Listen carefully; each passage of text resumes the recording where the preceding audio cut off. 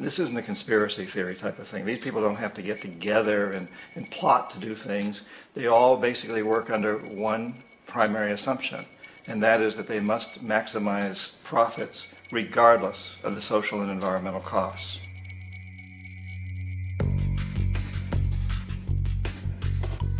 This process of manipulation by the corporatocracy through the use of debt, bribery, and political overthrow is called globalization.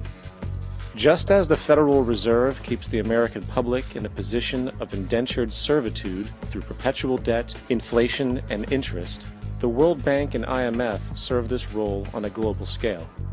The basic scam is simple. Put a country in debt either by its own indiscretion or through corrupting the leader of that country, then impose conditionalities or structural adjustment policies, often consisting of the following. Currency devaluation. When the value of a currency drops, so does everything valued in it.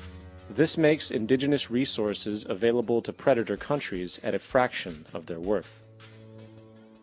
Large funding cuts for social programs. These usually include education and healthcare, compromising the well-being and integrity of the society, leaving the public vulnerable to exploitation. Privatization of state-owned enterprises.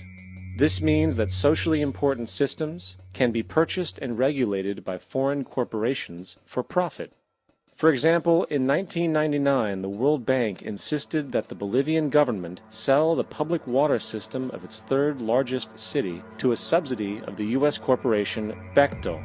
As soon as this occurred, water bills for the already impoverished local residents skyrocketed. It wasn't until after a full-blown revolt by the people that the Bechtel contract was nullified.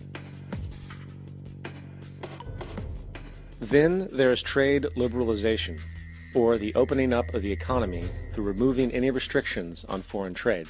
This allows for a number of abusive economic manifestations, such as transnational corporations bringing in their own mass-produced products, undercutting the indigenous production and ruining local economies.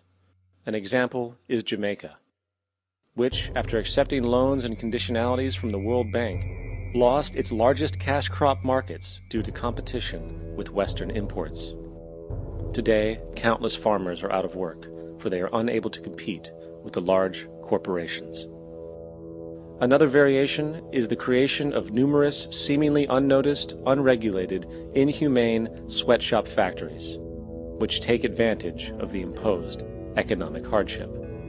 Additionally, due to production deregulation, environmental destruction is perpetual, as a country's resources are often exploited by the indifferent corporations while outputting large amounts of deliberate pollution.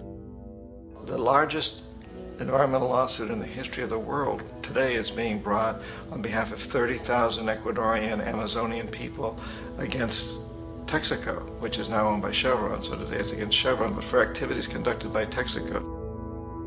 Estimated to be more than 18 times what the Exxon Valdez dumped into the coast of Alaska. In the case of Ecuador, it wasn't an accident. The oil companies did it intentionally. They knew they were doing it to save money out there rather than arranging for proper disposal. Furthermore, a cursory glance at the performance record of the World Bank reveals that the institution, which publicly claims to help poor countries develop and alleviate poverty, has done nothing but increase poverty and the wealth gap, while corporate profits soar.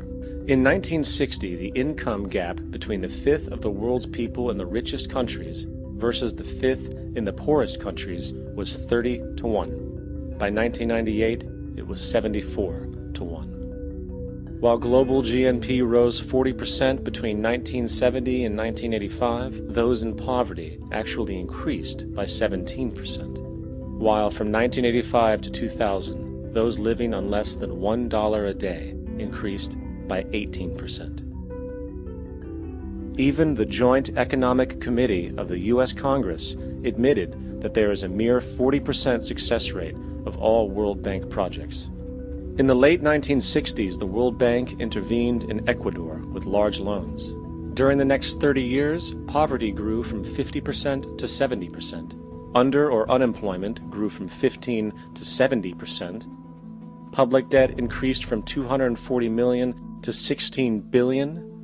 while the share of resources allocated to the poor went from 20% to 6%. In fact, by the year 2000, 50% of Ecuador's national budget had to be allocated for paying its debts. It is important to understand the World Bank is, in fact, a U.S. bank, supporting U.S. interests, for the United States holds veto power over decisions, as it is the largest provider of capital. And where did it get this money? You guessed it, it made it out of thin air through the fractional reserve banking system. Of the world's top 100 economies, as based on annual GDP, 51 are corporations, and 47 of that 51 are U.S.-based. Walmart, General Motors, and Exxon are more economically powerful than Saudi Arabia, Poland, Norway, South Africa, Finland, Indonesia, and many others. And, as protective trade barriers are broken down, currencies tossed together and manipulated in floating markets, and state economies overturned in favor of open competition and global capitalism, the empire expands. You get up on your little 21-inch screen and howl about America and democracy. There is no America. There is no democracy. There is only IBM and ITT and AT&T and DuPont, Dow, Union Carbide, and Exxon. Those are the nations of the world today.